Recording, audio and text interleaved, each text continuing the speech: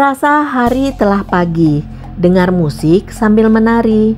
Keluarga Lito hadir lagi mereview Taman Sari. Assalamualaikum. Kali ini keluarga Lito hadir lagi dan akan mereview Taman Sari Yogyakarta. Tapi sebelumnya, jangan lupa like, comment, share, and subscribe agar kami makin semangat dalam menyajikan video-video terbaru selanjutnya.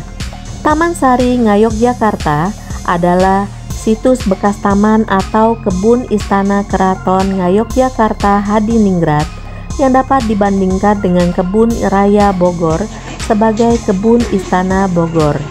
Kebun ini dibangun pada zaman Sultan Hamengkubuwono I pada tahun 1758 sampai dengan 1765. Dengan rombongan yang lain dan ada bangunan dan jalan nggak boleh kita masuki dan nggak boleh kita lewatin selama musim pandemi ini. Dan fungsi pemandu ini fungsinya buat ngatur waktunya di Taman Sari supaya tidak berkerumun di dalam dan sambil menerangkan sejarah Taman Sari dan membantu spot-spot. Karena bangunan-bangunan Taman Sari ini kan udah menyatu dengan rumah-rumah penduduk. Makanya ada gang-gang yang harus kita masukin dan nggak boleh kita lewatin selama musim pandemi ini. Dengan biaya masuk tiket masuk orang Rp5.000 dan biaya pemandu Rp100.000. Rp100.000 itu bukan buat sendiri tapi per kelompok. Jadi ini kan udah satu kita kelompok. Ini ada 11 orang ya. Dan 11 orang hitungannya dari ini juga termasuk dihitung nih yang digendong. Iya, ini juga enggak anak-anak kan? Ini udah dihitung Bu. Di bawah 5 tahun kita nggak hitung. Tapi kalau udah di 5 tahun ke atas kita hitung. Jadi 1, 2, 3, 4, 5, 6, 7, 8, 9, 10. Jadi 10 orang. Jadi semuanya totalnya semua itu 150. Itu udah dengan biaya pemandu sama tiket. Kita dikasih tiketnya. Nah. Dan mohon maaf ada yang bawa kamera selain HP? Ada bawa kamera selain HP? Ada. Kalau ada yang bawa kamera selain HP dikenakan biaya izin foto Rp3.000 untuk buat izin foto seluruh bangunan. Buat tambahan Rp3.000 aja dulu buat. Monggo bisa duduk sebelah sini. Pas-pasnya.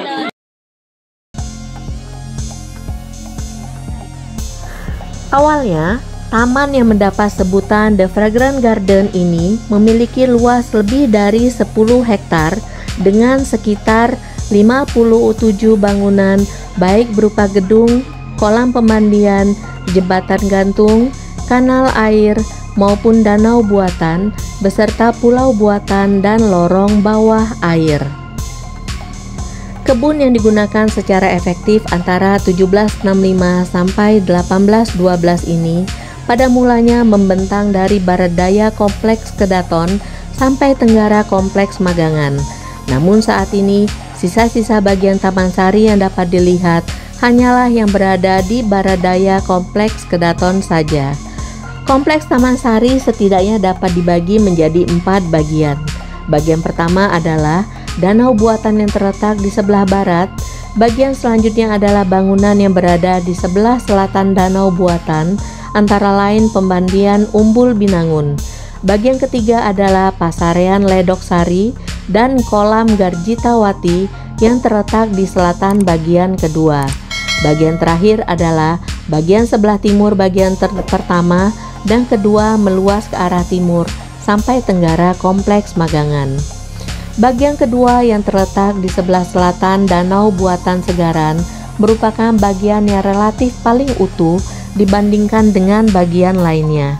Bagian yang tetap terpelihara adalah bangunan, sedangkan taman dan kebun di bagian ini tidak tersisa lagi. Sekarang bagian ini merupakan bagian utama yang banyak dikunjungi wisatawan. Gedong Gapura Hageng merupakan pintu gerbang utama Taman Raja-Raja pada zamannya. Kala itu, Taman Sari menghadap ke arah barat dan memanjang ke arah timur. Gerbang ini terdapat di bagian paling barat dari situs istana air yang tersisa. Umbul Pasiraman atau ada yang menyebut dengan Umbul Binangun, pengucapan dalam bahasa Jawa Umbul Winangun, merupakan kolam pemandian bagi sultan, permaisuri, para istri atau garwo ampil, serta para putri-putri raja. Kompleks ini dikelilingi oleh tembok yang tinggi. Untuk sampai ke dalam tempat ini disediakan 2 buah gerbang, satu di sisi timur dan satunya di sisi barat. Di dalam gerbang ini terdapat jenjang yang menurun. Di kompleks Umbul Pasiraman terdapat 3 buah kolam yang dihiasi dengan mata air yang berbentuk jamur. Di sekeliling kolam terdapat pot bunga raksasa. Selain kolam juga terdapat bangunan di sisi utara dan di tengah sebelah selatan. Bangunan di sisi paling utara merupakan tempat istirahat dan berganti pakaian bagi para putri dan istri atau selir. Di sebelah selatannya terdapat sebuah kolam yang disebut dengan nama Umbul Muncar. Sebuah jalan mirip dermaga menjadi batas antara kolam ini dengan sebuah kolam di selatannya yang disebut dengan Blumbang Kuras. Di selatan Blumbang Kuras terdapat bangunan dengan menara di bagian tengahnya. Konon, Taman Sari dibangun di bekas keraton lama, Pesanggrahan Garjitawati yang didirikan oleh Susuhunan Pakubuwono II sebagai tempat istirahat kereta kuda yang akan pergi ke Imogiri. Sebagai pimpinan proyek pembangunan Taman Sari, ditunjuklah Tumenggung Mangun-Dipuro. Salah seorang arsitek kebun kerajaan ini adalah seorang Portugis yang lebih dikenal dengan Demang Tegis. Di sebelah timur gerbang utama kuno Taman Sari terdapat halaman bersegi 8. Dahulu, di tengah halaman ini berdiri sebuah menara berlantai 2 yang bernama Gedong Lopak-Lopak. Versi lain menyebut Gopok-Gopok. Sekarang, gedung ini sudah tidak ada lagi. Di halaman ini hanya tersisa deretan pot bunga raksasa serta pintu-pintu yang menghubungkan tempat ini dengan tempat lainnya. Pintu di sisi timur halaman bersegi 8 tersebut merupakan salah satu gerbang menuju Umbul Binangun. Pada zamannya, tempat ini merupakan tempat yang paling eksotis. Bagian yang terdiri dari danau buatan yang disebut segaran, secara harfiah berarti laut buatan, serta bangunan yang ada di tengahnya, dan bangunan serta taman dan kebun yang berada di sekitar danau buatan tersebut. Di tengah-tengah segaran terdapat sebuah pulau buatan, Pulau Kenongo, yang ditanami pohon ketanga. Di atas pulau buatan tersebut didirikan sebuah gedung berantai 2, Gedong Kenongo. Gedung terbesar di bagian pertama ini cukup tinggi.